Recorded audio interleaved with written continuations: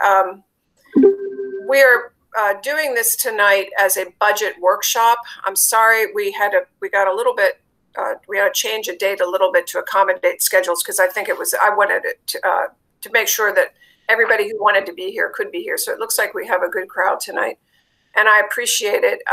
Before we start with Mike and Jared, we have an important agenda tonight, lots to talk about.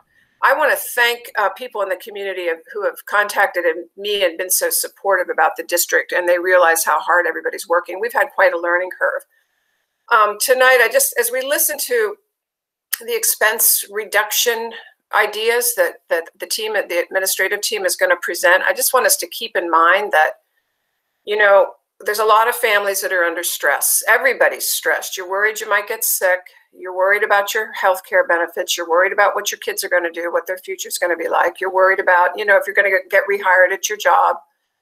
And this is all over the country and all over the state, but it's also here in Indiana, in our district and in Indiana County.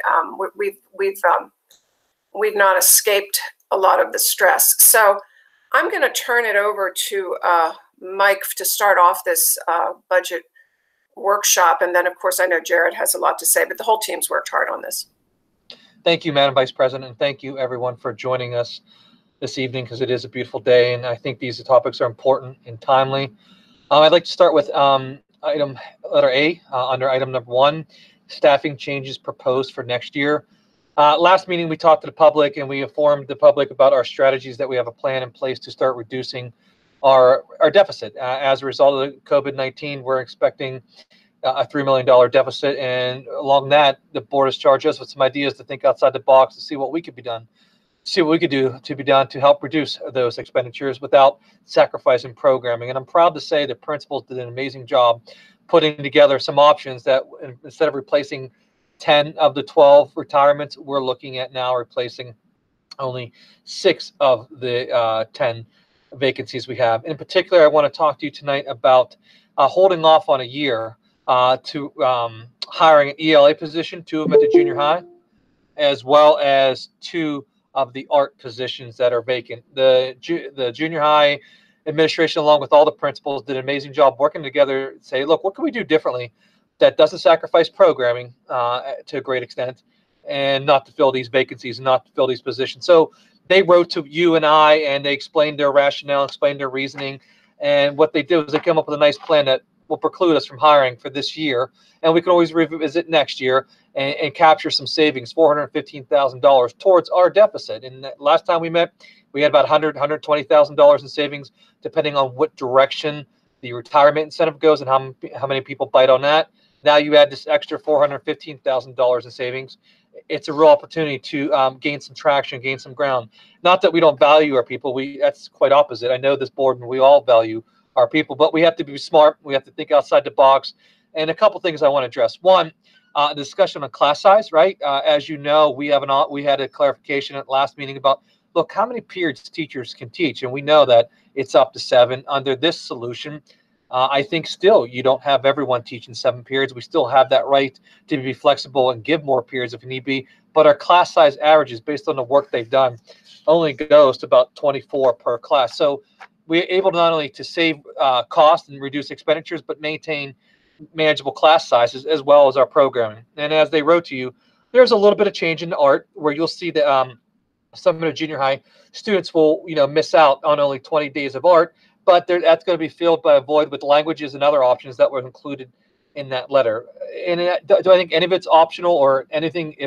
Is it great at this point? I don't think that's the question. I think right now is what can we do with the circumstances we're facing? And right now we have a chance to save $415,000 without sacrificing much, if any at all, to our programming. And I respectfully request that the board hears, or takes in consideration this recommendation. It's a big chunk towards our reduction strategy. It's a big step in the right direction. And again, as we all discussed, nothing precludes you from the following year and revisiting this. But I think it's well worth the board's time and consideration to really look at this and vet this. The written document we gave you, I think, goes into great detail. I have the principals on the call this evening as well if there's any additional questions. But my recommendation, Madam Vice President, to you and the committee as well as the board, would be, let's not fill these positions for a year. Let's do what we can to let this system work itself out and see where we are after COVID-19 ends. It's a smart strategy, and we can do it without really sacrificing a great deal of our programming. In ELA, you see none. You see us maximizing our efficiency. In the area of art, you see a slight change, but I don't think it's nothing that's insurmountable or will hurt the program moving forward. So with that said, Madam Vice President, that's my recommendation on matter. I'll take any questions that you or the committee may have. I'll lead off, Mike, then we'll let it open. I just wanted to clarify something. When you talk about these positions, would they stay in the budget? Yes, ma'am, they would. They would. At this point, they would stay in the budget. We would not fill them. And that way it allows the board in later in the future, if they so choose to bring them back or replace them, you would have that opportunity. Okay, so I hope everybody's clear about that. So we would have to we would revisit it, probably annually next year. Okay. Any other questions for Mike? Go ahead.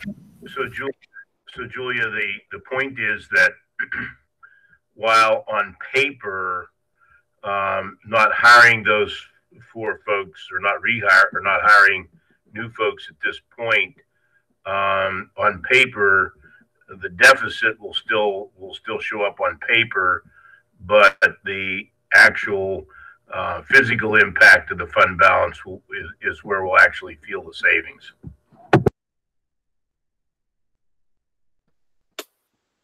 Please ask questions. Yeah, I have a question, Ms. Terry. To be totally transparent and to get the facts out so there's no questions, could we have a table that shows the class size, the school year we just completed and what we project it to be, just so it's out there so that the facts are out there? I'd rather have the facts out there no matter what they are instead of rumor, spreading. Yes, Mr. Kerr, what I could do is I don't have that chart in front of me. What I could do is turn it over to principals. We asked them to vet that. The one I did give you was about ELA because I know that position came up. But if you'd like, we can address that through some dialogue with the principals, or that's something I can have them work on and get it back to you. I know they work diligently and they assured me class sizes remain manageable, but it's really what you prefer, the committee prefers. Either we discuss it now and I can get you the class sizes, or we can get that to you later. Which do you prefer? Yeah, I'd rather get it later after in a table format instead of dialogue. I could do that.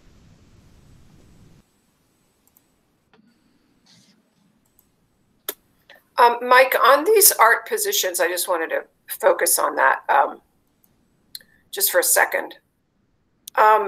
I am a little concerned about up at the senior high. I think art, it's very important for every student, but if you have juniors and seniors who are looking to pursue a career in graphics or art or design or whatnot, are they going to have, they need portfolios. So I'm just hoping that you have it covered for those students who have, really are trying, looking to their future more immediately as to what they're going to do when they leave here. Yeah, absolutely. Great question. I'll turn it over to Wade in a minute. And what I can summarize from my understanding of the situation, Madam Vice President, is the high school has no impact whatsoever on this move. It's the middle school that loses the 20 days of art for the year. But the high school has no impact on programming. The one class they won't offer is ceramics, but that's because only 6 kids signed up for it. But as far as portfolio, keeping the programming opportunities available for kids, it's my understanding, and Wade can clarify that those are all still intact solidly. Wade? Thank you, Mr. Vukovic. That is the case. When we heard that there's such a deficit from the state and perhaps our local revenues were coming, we did some advanced planning and discussion with our art teachers. And like you had said, we were able to manage for this coming year with our numbers on our enrollment. We do have our teachers taking on extra, but they value those opportunities for the kids. And we are able to meet the needs of those students, and especially those students who are considering art as a career. So we were able to manage and work the numbers in the sections so that program opportunities yet exist for those students.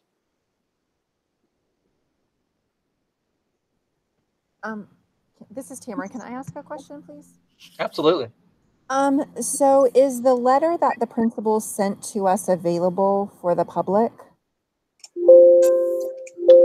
Or can it be, is that something just because it outlines everything pretty well? Yeah, what we could do is we can do a public version of this. This is an internal Okay. document, but there's nothing that precludes us if the board says, look, to address the transparency and address how we're covering his position, this is what we're doing. We can look at that and make a public version of that available without changing the heart of it, you know? Okay. I think that might be helpful because I think if somebody hears that we're cutting art position or cutting this, I believe it's just the sixth graders art in half.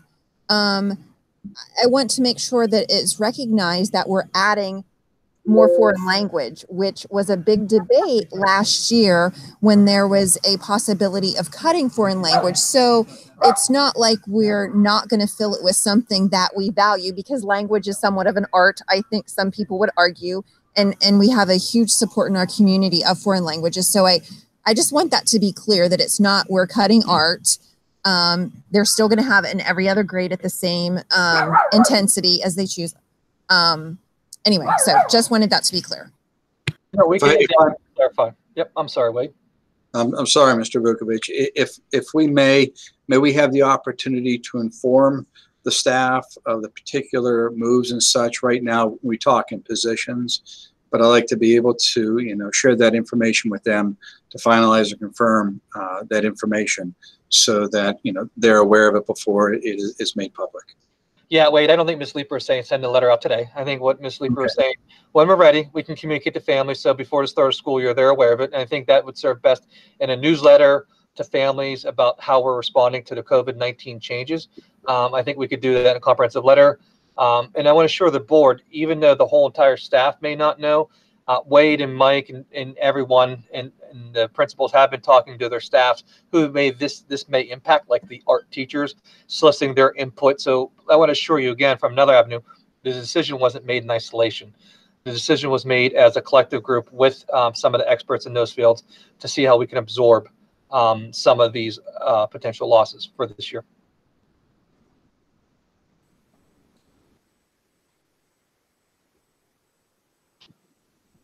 Okay, Mike, I think you can move on.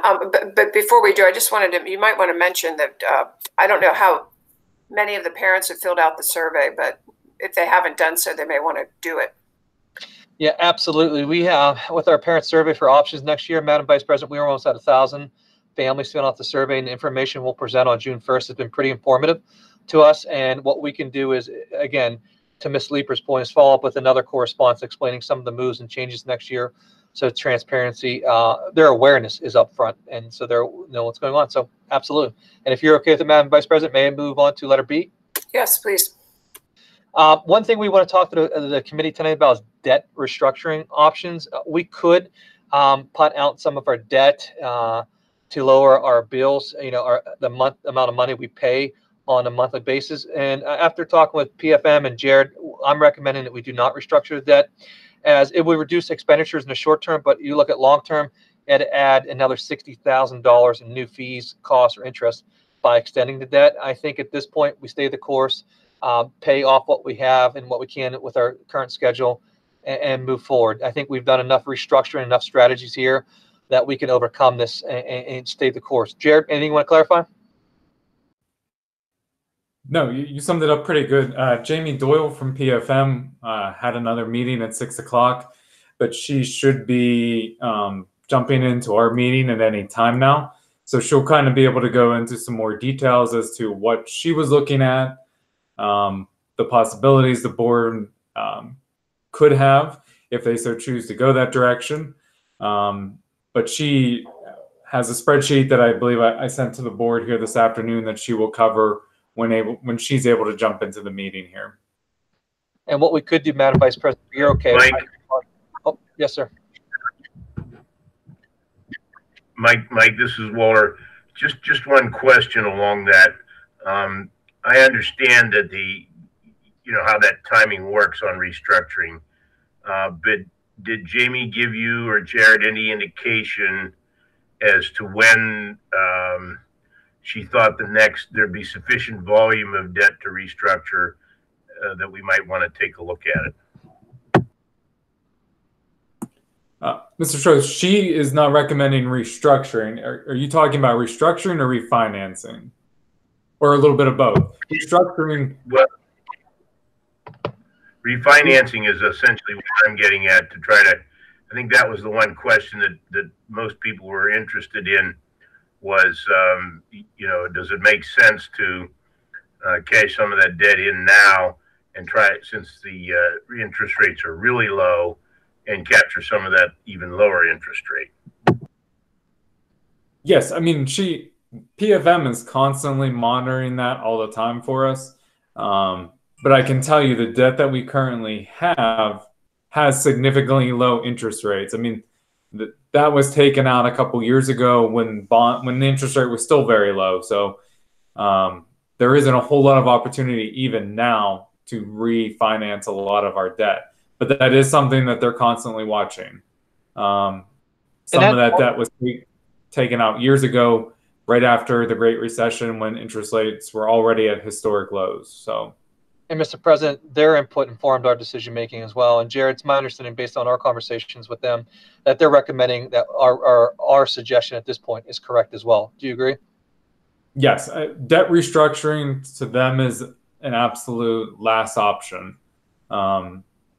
And we don't feel that we're quite there yet. So it is an option for the board. It certainly is, but they feel that it's not in the best interest of the board to do that at this time.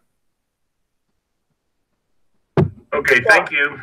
Yeah, I think, restructuring means we're in pretty bad shape, and we're not. I mean, we're going to be able to weather this. We just have to be pretty doggone careful and not waste any pennies, and it's going to require everybody to stay together on this. Do you want to put off the discussion on the bond proceeds to pay for the 2021 debt on that last tranche that we borrowed? And Jamie, she'll really just be coming to the meeting to talk about the debt restructuring. The bond proceeds, I mean, that's something, if we're looking for savings, that's a discussion we had 2 years ago. Yeah. We did it in 18-19. It's another option for the board to help close the budget gap this year, that we could use the current bond proceeds we have to pay the debt on those bonds next year, which is about $325,000 is the payment. It is talking about on the last borrowing, correct? On the the last borrowing we took, the close to $10 million, the money that we Franklin School. Yes, the money that we still have sitting there, that we could use that money to pay its debt this year, which is about $325,000. I would estimate. Yeah, so we can take it out of the general fund, just so the committee understands. We can take it out of the general fund, or we can take it out of the reserve fund. It's one or the other. Yes. Jared, excuse me, Jared, how much interest did that fund earn in the last year? It has been earning quite a good bit. I can tell you, I don't have that in front of me, but probably 70 or 80,000. But that's because we had a lot of CDs locked in a year ago when interest rates were, we were getting over 2% on some of those. Right now, the highest interest rate we're looking at is probably about, we'd be lucky at 0.5%. So the interest rates have significantly dropped from where we were. We still have a couple CDs that are set to expire in 2020 that are earning the 2%. But at this point, we will not get anywhere near that to reinvest it. Okay, thank you. Well, do we have any sense of the board does anybody have any strong convictions about which way we go in terms of taking it out of the annual fund or taking it out of the reserve fund? Julia, I think we could take it out of the bond fund. If we survive the year in good shape, we can always put it back in. But that's true. But the bond fund can only be used for construction. Yeah. So it would kind of give us we've done it before. I mean, we've done it before when we were in a close spot. We're in a real tight spot now, but But this is going to be a $300,000 swing or so, and I know, and 80,000 of that's coming out of the interest we're earning. Yeah, so, I know. I would recommend that we go ahead and set it up that way, and if we make it in June and we can put the money back, we'll put it back. Does anybody have anything they want? I mean, I don't know what your preference is, Mike. You understand you have I think you have the best handle on, you and Jared have the best handle on what we might be looking at if this happens or that happens, and you know. Yes, Madam Vice President. Our recommendation is that we use the bond proceeds to pay for the debt payment. That's absolutely our recommendation. It still leaves us $6 million for other building projects left in that account if we need to do more work, which we just don't know what. But I definitely recommend that, because that way it allows the money in our general fund to stay there if we need it. As times get difficult, it's another safety net. But we recommend that we use the bond proceeds again to pay. Julia. Yeah, Walter. Yeah. Julia, this is Walter. I think also, you know, the opportunity cost here has changed with the interest rate. It's not like, you know, by taking that 325, it's going to hurt whatever the earnings are going to be significantly if you left it there, and so that lost opportunity, I think, kind of makes it easier to go along and just pay the payment out of the bond fund. Okay, you know, I'm fine with that. My concern is sort of for Buildings and Grounds Committee that we don't neglect deferred maintenance, just because there's economy's in some trouble and people are worried about getting ill and everything, and their children. You know, we have to have enough money if we have an emergency, and I know we've had some discussions at Buildings and Grounds. So Terry, are you okay with taking it out of the bond fund? Yeah, because like Tom had already mentioned, if, you know, say the East Pike roof, if we decide to replace that, you know, we'll pull it out of the $6 million, or, you know, possibly somewhere else after debate and discussion. But so the money's there, you know, say a boiler or something goes down in a building. Okay, anybody else on that point? Okay, so it looks like, Mike, if since our okay, so let's go on to, I'm trying to read this.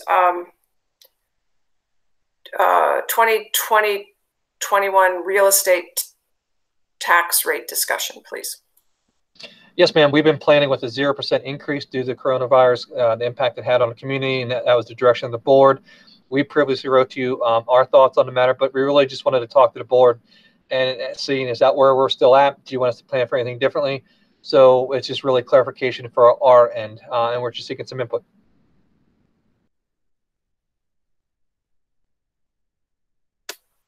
I guess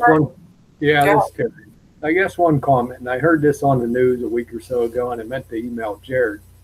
And I don't know if anybody that's on here or part of the team knows anybody in the city of Pittsburgh, but I heard that the city of Pittsburgh, when they're putting their budget together here now, that they're projecting a 21% drop in their tax collection.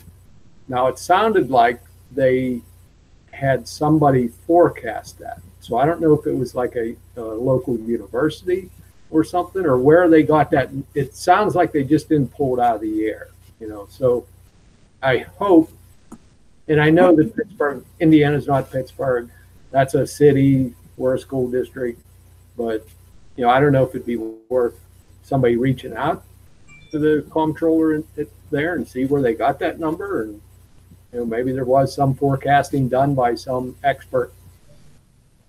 Yeah, Mr. Kerr, and I don't mean, maybe this could be it, it could not, but there are the statewide PA business, school business official organization, who I'm a member of, and so is some other people in our district, did a forecast. It's a big part of what they do for us, but they pulled a lot of historic information from what happened in 2008, compared that, tried to compare it kind of more of a statewide, not so much percentages by individual districts, but almost percentages as a state, and then tried to apply that to each individual districts, kind of took a statewide average, and they're applying that to individual school districts, budgeted information for 1920 to kind of project where they feel people might be in 2021. And that, like I said, that could be it. I mean, I did take a look at Indiana's individual information, and it's pretty close to what we are budgeting. So we were kind of right on as to what PASBO was saying they thought our revenues might come in at compared to where we had set them, kind of the reductions in real estate taxes, the reductions in EIT, the reduction in real estate transfer tax is pretty close. I mean, like I said, PASBO looked at it as a percentage across the state, so that's can be good and bad depending on where districts fall, but it didn't work for every single school district, because I would see the comments coming from business managers all across the state. Some said that's right on where I think it's going to be. Others said that's well above where I think it's going to be, well below. But for us, we were pretty much kind of right on as to what our budget projection is now compared to what PASBO, who has their hands on Harrisburg, knows what's going on there, knows kind of what's going on across the state. So I feel pretty comfortable that our numbers, where they're at right now, is where other people are kind of also calculating them as well. So, well, Jared, go ahead. Just to clarify, it's the city of Pittsburgh. It's not the school district. And then I Googled an article, and there was a big, long, pages and pages of, I got lost in, Jared, you probably could follow it a lot better, of exactly what the tax was that they were projecting that would be that. And the way I read it, it was a real estate tax, but I'm not, I didn't spend a whole lot of time on it. Yeah. My concern is that you have down on the agenda here, one down, the discussion on changing the penalty and discount periods for real estate tax collections. And that's been something I've personally been real concerned about, because I think the fall tax coming up is a big tax. And so I am concerned about people having sufficient cash flow, particularly if they're not working, to meet the demand, to meet the need of the district. So, I'm hesitant to be, I think we have to be very reasonable about this. So maybe Mike, Jared, it's time to discuss this business on changing penalty and discount periods. I mean, if we have to. Yes, Madam Vice President, and I have to double check the legislation, but I'm hearing House Bill 2460 has passed out of House Finance Committee, and it does two things: extend school property tax discount and face amount payment periods, as well as amended to confine to 2021 school year only. Now, it only passed out of the committee, from what I'm hearing, so I don't know, if it's going to pass out of the House, then go to the Senate, and then go to the governor. But that's, I think, a topic. What we're having is a topic that's having at the entire Commonwealth. Jared, anything you want to speak to that idea? We talked about this, and our initial thought was, look, I think flexibility and compassion is what we build our academic plan on. We would recommend we do the same thing here with regards to paying our taxes, have some flexibility and compassionate, and we think that's in our best interest, in the community's best interest. And what we're asking is you consider waiving the penalty period for this year, to give people just some additional time as they need. I think they're going to need the flexibility and need the time. Jared and I had that conversation together. Now with this piece of legislation coming down, it may be a mandate, but we do think, if we're going to be compassionate and flexible to our families and our academic programming, then this is one that may go a far way. Jared? Yeah, it was just a subject that we felt the board needed to have some discussion on. I know it's happening across the state. Like Mr. Vukovic said, we may not have an option as to, we may be forced to change it just by law, but we don't necessarily need the law to change it. The board has the right to also change it for our individual school district. For the penalty period, like Mr. Vukovic and I said, are proposing that we eliminate, would just extend the face value tax collections the whole way through till December 31st, at which point they go to collections at that point. But in a typical year, the district, we collect about $57,000 in penalties on real estate taxes. So we're not talking about a huge number in the overall real estate tax collections itself. But it is a good sign of faith to give some people some more time, we feel, to pay that if cash flow is really an issue that they're having going into the fall. Jared, this is Walter. I have a question on that. know we have a payment plan, and for the public's reference, perhaps we should at least address what that payment plan looks like, and then there's a follow-up to that, whether or not if this is trying to help them pay the taxes without penalties, whether there would be any opportunity to revise that payment schedule to help them get over this. Yeah, I mean, there's of course you always have the option to pay it in full during the discount period, or during any of the other periods. But in the face value period, and I apologize, I don't have those exact dates in front of me, but there's basically, I believe, 3 payment periods where the first installment, second installment, and third installment are due at the face value. I believe it's September 1, September 15th, and I believe a date in October. So we can certainly look at that. I mean, there is no, if you eliminate the penalty period, that pretty much then gives them the entire till December 31st to pay it based on any payment schedule they have. They just need to, at that point, make the full payment by December 31st. The face value, it's the period that has the 3 installment payments, I believe. And that's really just but they can pay it in full at any point during that period.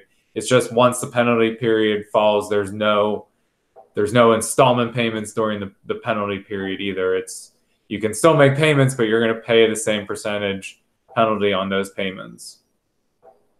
Okay, so I'm wondering whether or not maybe even,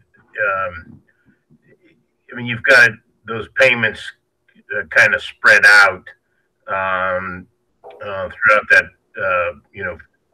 third and fourth quarter there. But I understand that the county is doing something similar where they are going to waive any penalty, and the taxes will be due at face value effectively December the 31st. And so my concern is that you might have somebody who will have both their spring taxes and their school taxes due that on that same New Year's Eve. And so is there sometimes having a little structure, knowing that there's a payment due at a certain day or time, whether that would be helpful to the community or some members of the community is a question I'm raising. Yeah, I mean, I can take a look at what the current dates are and come up with something that, if the board is choosing to waive that penalty period, that spreads those installment payments out more evenly over that 4 or 5 months that we consider the face value period. If that provides some structure to people, kind of giving them a little bit more kind of goals that they need to reach throughout that payment period, we can certainly do that. Jared, that's kind of what I'm talking about. Excuse me, Walter. Jared, did the county do something similar to this? I know they were talking about it. I have not exactly seen their plan, though. Okay. Well, I would certainly like to see what they're planning. It would be nice if we could, if it's within our power to mirror their plan. Yeah, I can. I'll reach out to them and see what their plan is. And Madam Vice President, Tom, I don't know that they set up any kind of a payment kind of schedule or guide or whatever we want to call this.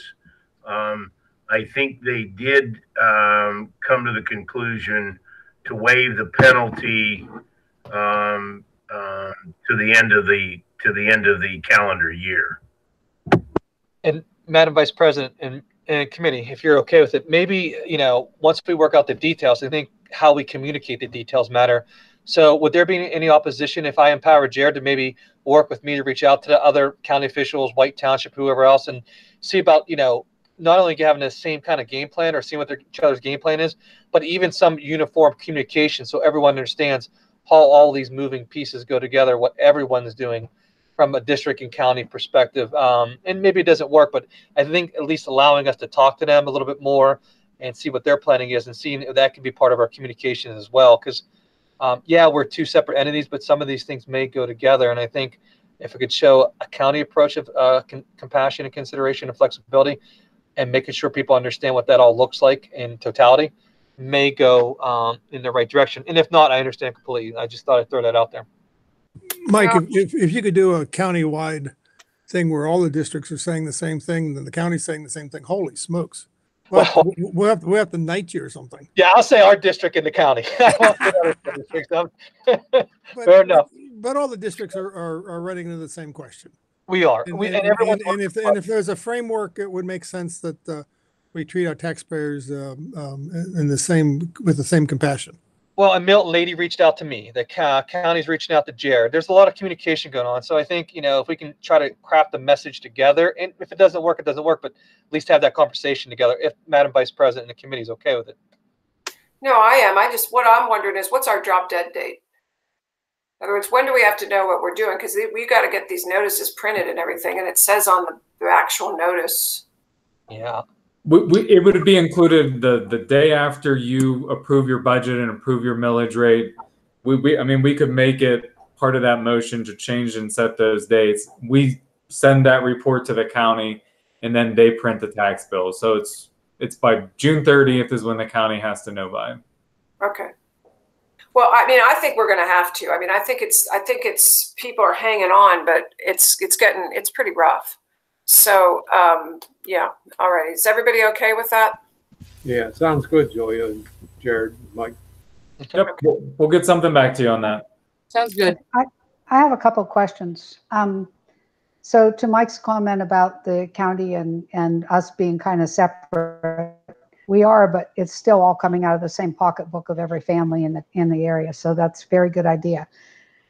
Jared, with the projections that you're getting out of Harrisburg from this group that works all the magic with the numbers, are they updating that? Have they taken into account the really, really steep increase in the unemployed numbers? Because they seem to be still going up like crazy, which means that not only is EIT going to go down, people's ability to pay their property tax is going to go down also. So is that updated? Are their forecasts updated? At this point, they've only sent one forecast, and that was, I believe, 2 weeks ago they completed that. So I can tell you I will be reaching out to Berkheimer, who is our local tax collector, to get information from him before we pass our budget in June to see what they're forecasting, because they are really getting the live data strictly for even our own school district. So they can pull that information for us. And then also for the county taxes that the discount period just went past around the 1st of May. Does anybody have any ideas? Anybody talk to any of the tax collectors? Do we have any inkling about how those taxes have been coming in? Have they been coming in typically like normal, or? Yeah, I had heard from, I actually asked both tax collectors in our borough and I can't remember now the conversation, but it was running about, in White Township, I believe they're running close to 5 or 6% behind where they would normally be with collection at discount. So it's not the same thing, but to me, it is an early indicator that people are watching it very carefully. And you can defer these taxes a little bit before the hammer comes down. So, I think it's something that we're going to have to address. I think people are going to need a little help this year. Yeah, I totally agree. Madam Vice President, the last thing I have, and please, if there's any other questions, we can address them. The other thing I have is just an informational piece about healthcare rates being lowered than originally budgeted. So there are some savings there. Jared, do you want to elaborate on that at all? Yes. Last week, we had our healthcare consortium meeting where we set our healthcare rates. We had a preliminary rate that gets set in January of every year, and that was the 4%. And that's what we had been budgeting for, or was currently in the budget. The rates, and then we get about at least another 4 months worth of information till we actually set the rates finally here in May. And I can tell you our claims came in significantly lower over the past couple months, which is taken into a factor that a lot of people just weren't seeking preventative care, weren't seeking elective surgeries, were canceled, that type of stuff. So please don't be alarmed that that was not taken into consideration. So when we're setting the rates for next year, we are projecting that a lot of those type of medical things that were put off over the past couple of months could kick in next year. So that is completely worked into these rates. The consortium, in order to, has made some changes to our drug coverage, not drugs that we cover, but some of the drug companies, some of the way we bill for drugs, bill the companies that we use who buy the drugs, who provide them to our employees. Pharmaceuticals is becoming a bigger and bigger piece of our healthcare costs. So we've been increasingly concentrating on that area to help control the costs and control increases. So with some changes we have made and agreed to as a consortium, we have been able to lower the rate from 4% for Indiana down to 0.31%, which is an excellent, it's an increase, but it's a lot smaller of an increase than we were projecting. So that is reducing our budget by about $145,000 compared to what it was a couple weeks ago. So that's some significant savings for us that now brought our budget deficit down to a budgeted 2.9. But there are some other changes. If Madam Vice President, if you're okay, if I just cover, I know they're not on the agenda, but it is kind of some live data that was just coming in this afternoon here that also affects our budget. I did have a conversation with PASBO, who is our local group, who is in Harrisburg a lot, advocating for us. We did get some clarification on transportation funding when the board voted a month ago to continue to pay the contractor, our bus contractor, but not have them continue to pay their bus drivers. Our thought at the time was that we would not seek reimbursement on the payments basically for the last 49 days of school. Now, what we're being told from Harrisburg is that we'll receive our normal reimbursement just on the portion that we did pay, that we are going to pay them for this quarter. So that's about another $100,000 in reimbursement that we should receive next year. That is in the projection that I sent you, those two pieces, the reduction in retirement, or not retirement, but the healthcare, and also the extra $100,000 that we're projecting in transportation reimbursement for these last couple of weeks of school. So that's some good news. We did have, I believe yesterday or the day before, we did get our final numbers for federal programs, which is a very small part of our budget. We did see about a 15,000 reduction in federal in between Title I, Title II, and Title IV. So there's a small reduction in that, not a huge amount for us. Also, I received this afternoon our certified assessment for 2020, what our tax bills will be based on. And it is about $12.5 million higher than what is in the budget right now. That would come out to be about an additional $178,000 in real estate taxes. I don't have that in the budget right now, and I'm hesitant to put Say that number again. I didn't hear it. Yeah, the assessed value that's in the budget right now is about $12.5 million less than what has recently been certified by the county. And that certified number is what our tax bills will be based on when we issue them in July. I did send an email back to the assessment office today just to verify that that number doesn't have any open appeals on it, that we may have to issue refunds if those appeals have not been settled. I'd like to, before we kind of budget that additional revenue into our budget, I just want to make sure that there isn't open appeals that we may owe refunds on based on the tax bills that we issue here in 2020. So I'm trying to get some of that information clarified before I make that change to our budget. So hopefully in the next day or two, I'll hear back from the assessment office as to open appeals that could affect that number when they are actually settled. So, and what was the amount that translated to? That additional 12.5 million would be about $178,000 in real estate taxes. Okay, thank you.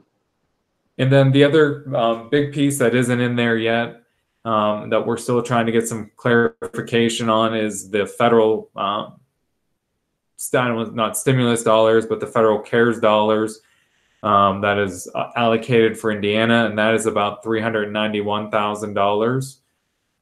We're still trying to get some clarification on what portion of that belongs to the non-public schools within our district that we will have to pass through to them. And we're also just making sure we completely understand what that money can be used for, whether it can be used to help cover some of our current expenses or whether that needs to be brand new expenses. So as soon as we get some additional clarification on that, we will put that, include that revenue in our budget. What brand new expenses? Sometimes stimulus funds, when they come during something like this, similar to back in 2008, you could not use it to cover current positions. You had to create new positions. You had to buy new stuff with it. We just want to make sure, and we don't feel that that's the purpose of these dollars. We feel right now that we can use those dollars to cover possibly positions that we have to rehire. But we want to make sure that that is the case, that we don't have to go out and create new jobs with these dollars or buy new things that would stimulate the economy. And Madam Vice President, the goal of the CARES Act was to give us the greatest amount of flexibility with the one-time shot of stimulus funds coming our way. When we look at the guidelines, we think we're well within our means to use it for our staffing needs. So that's what we're hopeful for, and that's what we're depending on. But again, some clarification needs to be needed. Our goal, Madam Vice President and committee, is throughout these difficult times what COVID-19 brought on, is to get that deficit down to close to $1 million. So we have to prepare for a hit. Our job is to mitigate the damage of that hit and the impact of that hit. And I think you've done along a lot of things to make sure we're reducing it step by step. Last time we talked, there's some savings through the retirement incentive. Tonight, with the restructuring and re-engineering of our programming, we're able to save another $415,000. So I want to be clear with the board. There will be a hit, and our goal is to try to control and mitigate that damage as much as possible to keep it within, at the end of the day, a year from now, 2 years from now, about $1 million in losses. That is our goal, which I think compared to where we're projected at $3 million, it's pretty substantial and pretty reasonable. So the work is ahead of us, and we're going in the right direction, and we're taking this in small chunks, but that is our ultimate goal. I'd like to back up just a moment. Mike. Jared, your healthcare costs at a little over 3% are phenomenal. I just got my healthcare bill here in my office at 15% bump, and you're saving 12% over what I'm doing. So congratulations. I want you to negotiate my healthcare next year if you're available for moonlighting.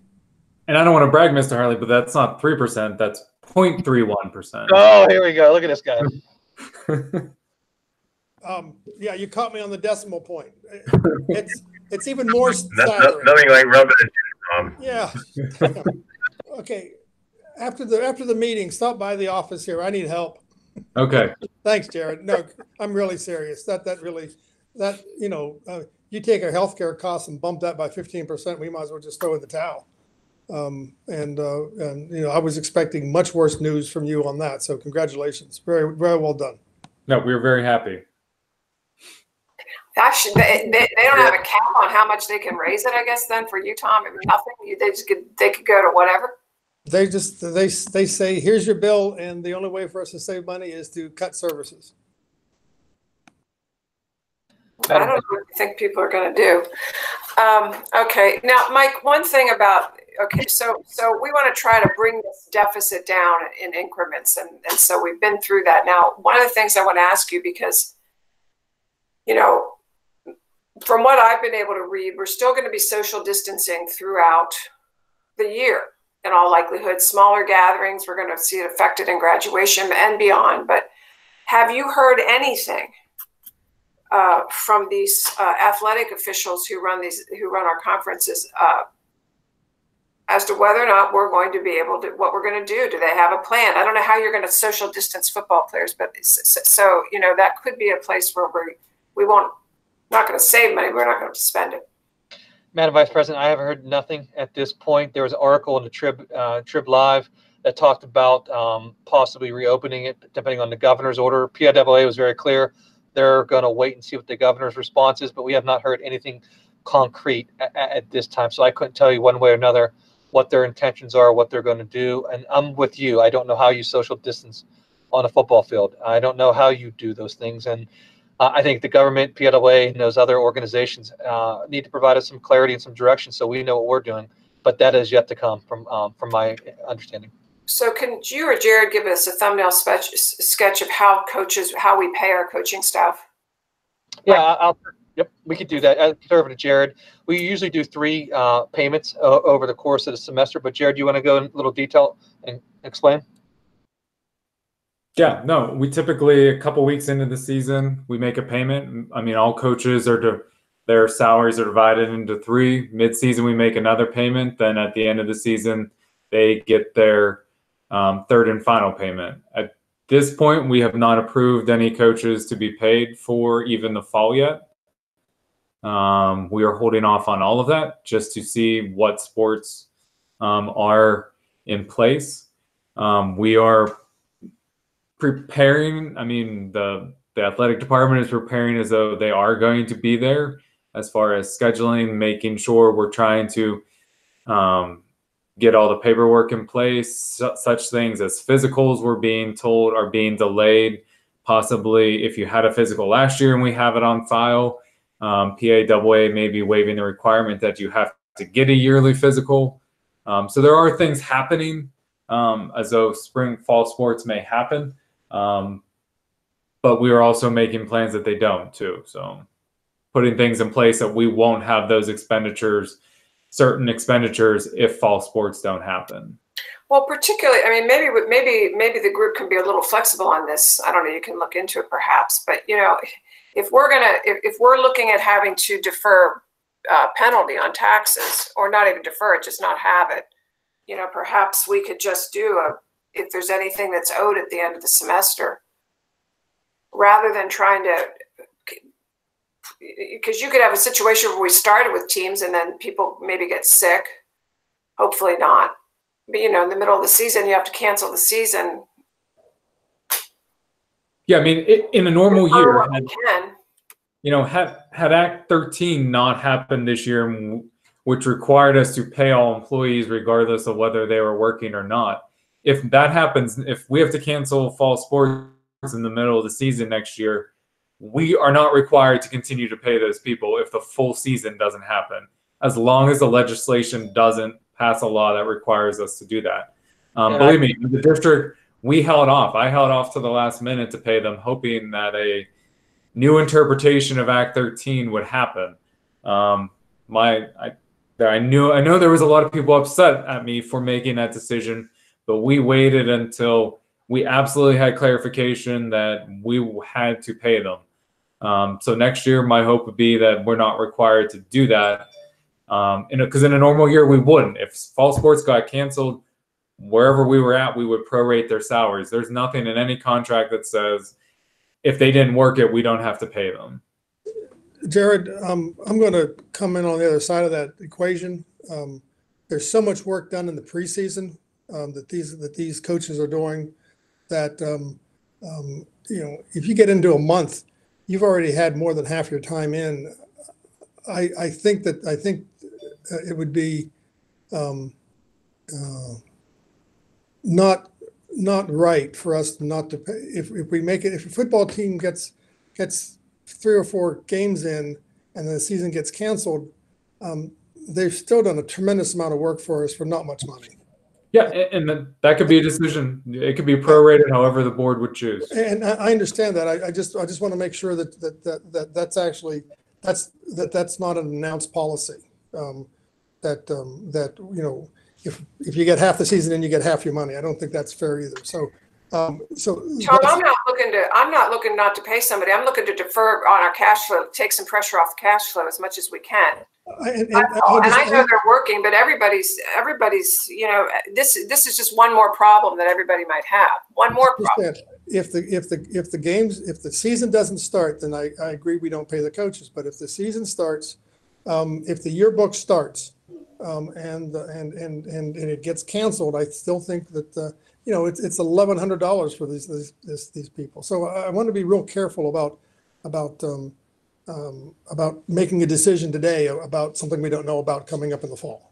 No, I'm not looking to make a decision tonight, but I think we have to put it on the table here, and people have to prepare themselves that this could get better, this could get worse instead of better. So yeah. I think I want to know. I want to be, from my point of view, I want to be kept up to date on it. Yeah, because it's not a small amount of money. I was pleased to see that the President Driscoll's message today was that the students were coming back, and in that message he also said that the PIAA hadn't made any decisions about the IUP sports. So everybody's kind of holding their breath to see what happens with all this stuff. Tom, this may be more appropriate for academic and extracurricular committee, but we may want to have a conversation just clarifying expectations on preseason, anything to do with any kind of school related activity, so we don't find ourselves in some kind of liability situation because some team did practice or whatever. Yes, Ms. Lauer is absolutely right. I have Mr. McElhaney. I asked Mr. McElhaney and Mr. Lozanik to start working on it, be prepared for June 1st to say, look, if we are a go, what does that look like in line with the research best practices? So, Ms. Lowry, we agree with you 100%, and we're looking at that. We're not there yet, but we are definitely looking on it. That way, in case it does become a reality, we're ready to go, ma'am. So we agree with you 100%, ma'am. Madam Vice President. We do have a guest, Madam Vice President. Miss Jamie Doyle is here. I don't want to rush our discussion. I want to let you know she's here. And if you'd like to introduce her, or Jared can introduce her, and she can provide the input if that's okay with you, Madam Vice President. Absolutely. Welcome, Jamie, and thank you. I'll have Jared introduce her. Yeah, Jamie Doyle is from PFM, who is our financial advisor. We work very closely with them on any of our debt, anytime we take out debt, anytime we refinance. They are constantly watching it for us and do a great job for us. And Jamie is the one who kind of put together the debt restructuring options, or just took a look at it that the committee requested. And I will turn the floor over to Jamie to kind of talk about what she came up with. And I know we already had some conversation earlier on this. So Jamie, please feel free, whatever you'd like to cover. I will try and bring it up here for you, so at least it's on the screen for the board to see while you are talking about it. Very good. Well, good evening, everyone. It's a pleasure to be virtually attending your meeting. I wish it were in person. If you look at page number 1, and I'll give you a second to get there. I always like to start off talking a little bit about the market and the interest rate environment. And I'll really focus on that bottom chart. These are 3 snapshots of the same index. The middle snapshot just shows us that the yield curve is still very, very flat. But it's really that bottom lower right-hand corner that I drew a red box around, and that's the blow up of that red box in the bottom that shows you we just set new all-time low interest rates right before the stay-at-home order came into effect in March. And then you can see the violent trajectory upward that the bond market in particular took in response to COVID and the fallout from that. And then you can see that it's calmed down quite a bit since then. You know, the first 4 weeks of the stay-at-home order, the bond market was virtually frozen and there were almost no bond sales done. But we've had some extremely successful bond sales over the last 4 weeks or so, and we are almost back down to those all-time lows that were set in mid-March. So that's the good news. We are certainly in an unprecedented interest rate environment. if you look at page 2, just wanted to put together a couple of bullet points on restructuring scenarios. And these are just scenarios, you know, there's kind of almost unlimited iterations of these depending on what you're trying to achieve. But a restructuring is a little bit different. Normally, when you do a refunding, you're doing it for economic savings. And you know, basically that means, you know, paying off the old bonds, reissuing new bonds. And when we reissue the new bonds in a traditional refunding, we put the bonds back in the same places. And all we did really was go from a higher rate to a lower rate. A restructuring is different in that when we put the bonds back and re-amortize the new bonds, we stretch them out. And, you know, a restructuring is not necessarily to achieve overall economic savings. It's to achieve cash flow, you know, lowering your payments on an annual basis for some period of time. And so, you know, typically it's for a one-time budgetary concern. I'm going to show you an example of a 1-year restructuring, and then I'm going to show you an example of a 2-year restructuring. And then, you know, beyond that, state law kicks in, and, you know, you can have as much savings or differential as you want in the first 2 years of your debt portfolio, but at year 3 and thereafter, by state law, you must have overall level or declining debt service. So that's why I'm only showing you a 1-year and a 2-year restructuring at this point in time. You know, a couple of considerations. You know, debt restructurings actually cost more over time because you're stretching out your principal amortization. You're paying it off more slowly. And so that's a big difference. So the things we're going to compare in these 2 examples are the difference between the future value cost and the present value cost, because there's a big difference. The present value cost isn't going to look like all that much. You're probably going to be surprised by how low that is, but that's a function of the all-time low interest rate environment that we're currently enjoying. That last bullet point under considerations is important. You can't just stretch issues out forever. It all goes back to the useful life of the original asset that was financed. And so, you know, I had just a very cursory conversation with your bond counsel, but you know, if you decided to pursue this, there would have to be some more extensive conversations and a deeper dive on the original useful life of those assets. But I think generally, you know, this is the right ballpark. If you look at page 3, you'll see your existing debt portfolio. As always, the top half is gross debt service, meaning principal and interest on your various issues. And the bottom half is your local share after you receive state reimbursement on a couple of those issues. And my mom said we were having a fire on the back deck after we did our tours. So I thought she was having people over, but she really just went like the 3 of us, and I was just confused. That's why I wasn't going to come in. I'll keep going. Actually, I'm not doing anything tonight. I might come in. Kelly, you want to mute your mic, please?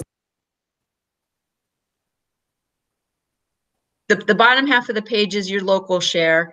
And, you know, what I would point out most importantly is column 20. As you look down column 20, you can see your debt is level at, I'm going to call that 3.4 million. And then you have a drop off that is scheduled to occur in 2028. So as we think about restructuring, we're thinking about scooping debt out of the 21 and or 22 fiscal years, and where we're going to put it when we reamortize is out there beginning in 2028 when you have a drop off that's naturally occurring. And actually everybody, you know, every school district in Pennsylvania, their debt restructuring would look different depending on what their column 20 looks like. Your debt restructuring actually looks more attractive than most restructurings because you have that drop off so soon. That's only 8 years away. And as always, at the bottom of page 3, you can see the call date line. And that's the date that each of the issues can be called back from the bondholders. And I monitor that at all times for the plain vanilla refunding opportunities that you've enjoyed in the past, whereby you don't extend the debt at all. And nothing is available at this point in time. Your next viable plain vanilla refunding opportunity will be the 2016 bonds. You can see they're callable February 15 of 2022. So I would think, we'll start actively talking about if that makes any economic sense or not. Probably in the fall of 2021 is when we would start planning for that. So if you look at page 4, I called this scenario 1. And again, this would get adapted to be whatever you decided you wanted it to be if you decided to pursue this. But in this example, it's a 1-year restructuring. So you can see in that top box, the principal amount's about $960,000. The bonds that we restructure portions of would be your 2012 and 2013 series. It would be tax exempt. The principal payment dates would stay the same as they are now, September 1. And we just assumed a timeline for this illustration of August 17th. And you can see, one of the important things we're going to compare that I mentioned on the bullet point page, the present value cost, because it's in parens, it's a cost, is about $36,625, which isn't much, but that's a function of you present value at the arbitrage yield, and we're at all-time low rates right now. So what this would look like down below in column 4, you can see we would scoop about $1.1 million out of your upcoming budget year debt service payment. And then where we would re-amortize the bonds would be out there in 2028 and 2029. So all those 40,000s in between there, that's the interest and minimum payment flowing up by stretching those bonds out to 2028 and 2029. So that's what I meant when I said, your opportunity looks better than most because, you'd only be stretching bonds out 8 or 9 years in this example. So what this would mean in column 5 is in the current year, your local effort after state aid's about $3.36 million. In this example, it would go down to about $2.246 million in the upcoming budget year. And then it would go back up in 2022 to the old level that it otherwise would have been, plus that almost 41,000 that you see in column 4 for a total of 3,440,000. And it would stay at that level. And now, your drop off in column 5 wouldn't occur until 2029. So it uses up your drop off in 2028 that you otherwise would have had, and some of the drop off that you would have had in 2029. And again, this is just an example that I picked. If you said, well, we don't need 1.1 million, we only want to do this for 400,000 or whatever the number is, I can customize this based on your input. I picked this amount because I wanted to show you kind of the higher end of the range that I thought you could achieve in a single year scoop restructuring. And scoop just means we're scooping the debt out of 2021 and we're putting it out in 28 and 29 fiscal years. If you go to the bottom of that page, so that was the present value cost at the top box. At the bottom of the page, you can see the future value cost is $332,700. Again, the industry focuses on that present value cost, but I also wanted to show you the future value cost. So then we'll compare this option to the next page, page 5. And in this example, you'll see the restructuring is about double, $1,925,000, and it mainly focuses on the series of 2013. Would also be tax exempt, same payment dates as September 1, same settlement date.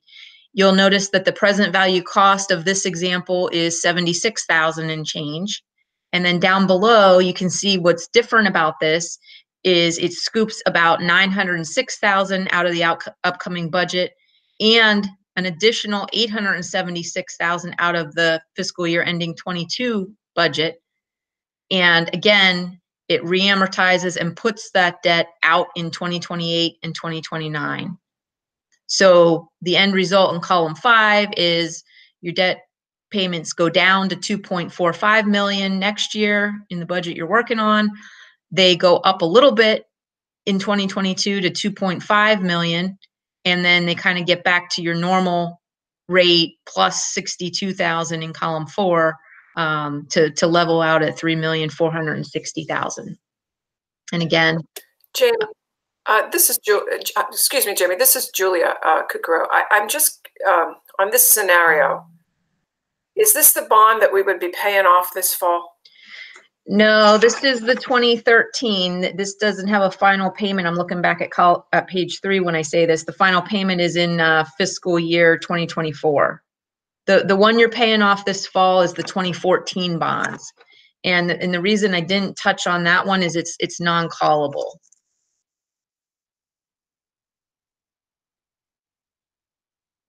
Okay, yeah, I wasn't thinking that way. Okay.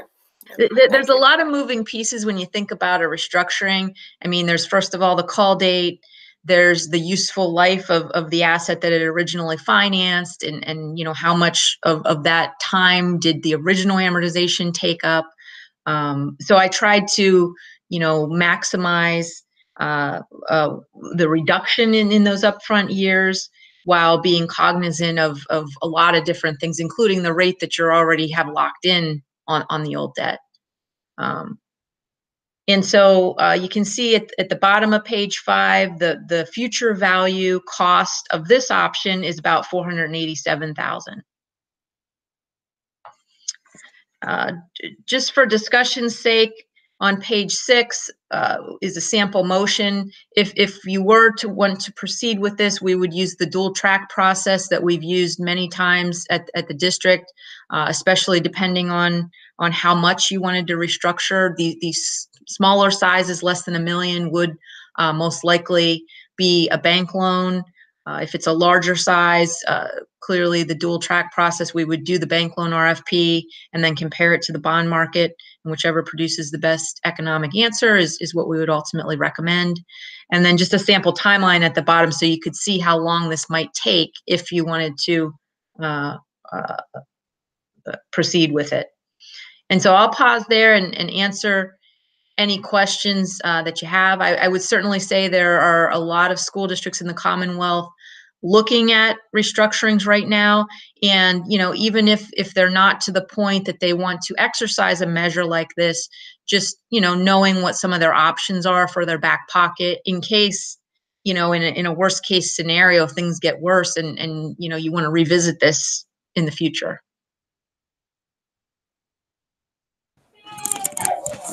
Thank you, Jamie. Questions for Jamie? Jamie, this is Walter. This has been very enlightening, and I'm glad you explained the difference between just the refinancing versus what a technical restructuring is for everybody's benefit.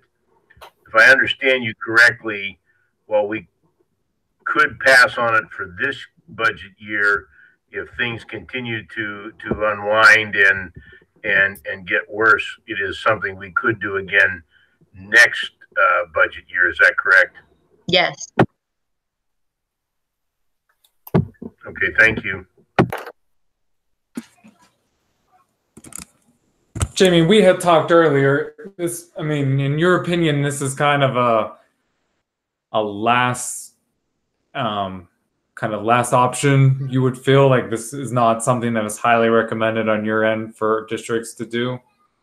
This is a little bit of, you know, when you've exhausted all of your other options, because it does come with a cost. I mean, but, you know, certainly if you have exhausted all your other options, there's not a better time to do a restructuring than when rates are at all-time lows.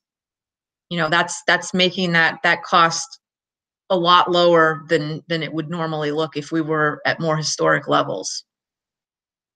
But yes, you're just buying time. You have to get back up to your normal running rate. As I mentioned to you on the phone, Jared, you know, if we made it to closer to the September 2023 call date on the 2017 issue, you know, we might be able to smooth the 3.4 million that you currently have in your budget down, you know, permanently. And when I say permanently, you know, you only have a couple more years of that after 2023, but we'd have to be able to get at that 2017 issue to do that. And it's not callable until September 1 of 2023.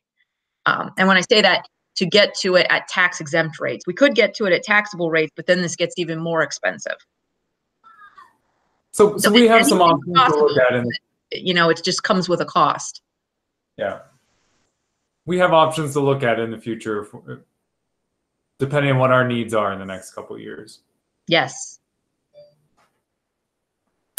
think that's the main thing, Jamie. We just wanted to know in case. I mean, we're trying to plan for a worst case scenario, moderate case scenario. I think I think we're okay right now. I don't know how the committee feels, but that's my feeling about it. We don't quite need to do this right now, but we need to let you know that we're thinking about it. That's where I'm at, that we have to put this on the table just in case, because things can, and no one can predict. Things can happen in a hurry here. Sure, and I think that's great. I think that's how you should look at things. You want to leave no rock unturned. But at this point in time, it's not a permanent solution. We might be able to make it a permanent solution once we get to 2023, but right now it would be temporary. I want to just say thank you, Jamie. This is very well put together. I can understand it very easily, and I have no checkbook skills whatsoever. So thank you so much. You're welcome. I agree. Thank you, Jamie. Anybody else have any questions for her? Well, I would appreciate you very much taking the time to talk to us. I know how busy you are right now, and I'm sure things are flying at you like flying saucers. But we may be back in touch. But my sense is that we'll probably talk about it a little bit more. That we're probably happy to hear from you, and we're in a holding pattern right now. My pleasure. Enjoy the rest of your meeting, and if you have any questions, Jared knows where to find me. Thanks, Jamie. We had a little bit left on the agenda, Mike and Jared. All I can see is the sample timeline. Julia. Yeah. Julia, before we leave the budget discussion, or going back to that before Jamie came on, one of the things that I wanted to ask Mike and Jared is whether or not we're preparing a budget and we're leaving certain things in the budget, but yet we're counting on not doing some of those things we've left in the budget. And so I think what we should do here is for our board meeting on June, what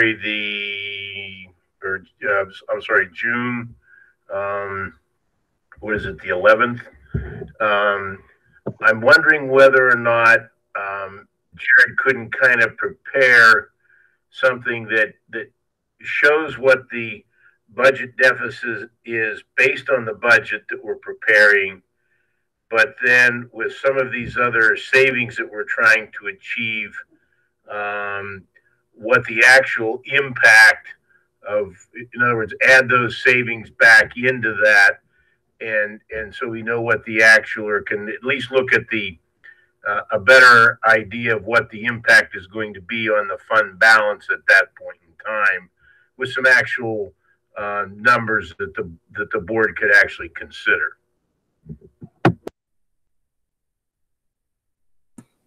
Yeah, Mr. Schwartz, I can certainly do kind of almost like I don't want to call it a budget estimate for 2021, but here's our budget, and here's kind of some items that are in there that we don't feel, some areas where we feel we will underspend the budget amount, kind of where we actually feel the numbers will come in at the end of the year. Jared, you could do a little side Excel sheet or something with the items that we're saving, so that those show up, so we can take those into account. Yes, I can put something together like that. I think, Jared, that would be really great, because I understand the legality that the budget we pass technically is the budget and it's official. But I also think it's important that the community and this board understand, what the actual physical impact might be on the fund balance. Yeah. I mean, the reason for leaving those positions in there is if we get, a couple weeks into school and the board feels the need to put those higher for those positions, or is that the money is budgeted for. What I'll be doing is taking those positions and taking them out of the salary and benefit areas and putting them in budgetary reserve, because when we put them in budgetary reserve, we can certainly at any point move those back to salaries and benefits if we hire the positions.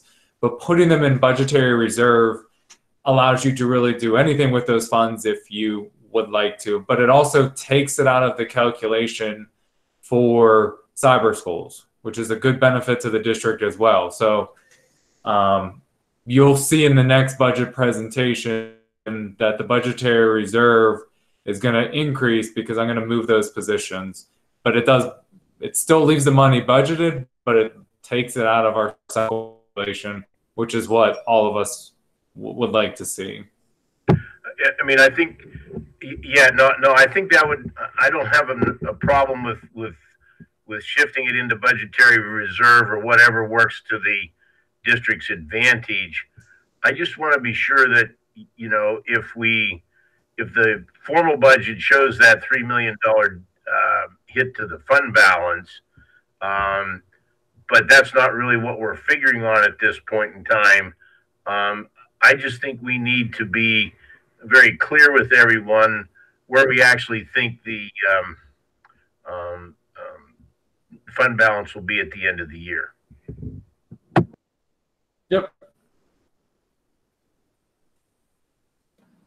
So, Jared, can you go through our schedule right now? So tonight's May 21st. We'll meet again on, we know we have a board meeting on what, June 12th? June what? I believe it's June 8th. June 8th, I believe. Okay, June 8th. So my feeling is you're going to know a good bit more by then. Maybe you'll hear more from the state and from different people we're waiting to hear from. And then after that, we don't have to vote on the budget until what night? June what? You could be looking at June 22nd. Would be our last board.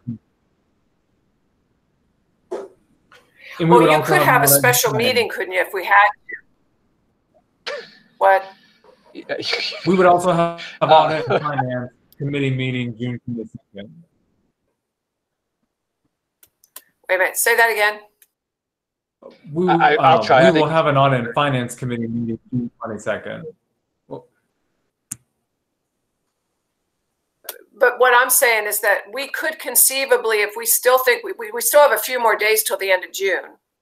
So what I'm saying is we conceivably, if we had to this year, we wouldn't have to vote that night on the budget. We could wait until, I don't know what I don't have a calendar in front of me. Could we, that's true, isn't it? Yeah, June 30th is when you have to pass your budget. So even if it's on a Saturday, you could pass your budget on a Saturday night if you wanted to.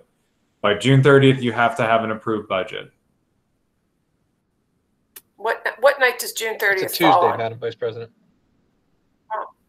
So we could have a meeting Monday before that. I mean, we could have it on the 29th or whatever. Yes, you could, ma'am. The only reason I bring it up is that I'm just asking that people kind of have that reserved a little bit in their head. Don't plan to go to the ball game that night. On that, well, I guess there's not a ball game to go to. Go Bucks. So kind of try to keep those last two, Monday and Tuesday at the end of June, open just in case. You never know. All right. Anything else that we have to, Walter, is there anything else you wanted to say, Mike? No, Julia, I think you did a great job tonight. Like I said earlier, we just have, I think, a little more clarification on what we're doing here. But no, sir, we're good on my end. I know we have another meeting to get to, but I want to thank you, Mike, and your team, and Jared for doing such a nice job. I know we've put you to task here, and you know, if things start to iron out a little bit, you know, we won't have to go to further measures or take things as they come along. But we don't know, so we're going to keep everybody on their toes, I think. So thank you. Thank you. Any other questions or anything for good of the order? We have 4 more minutes.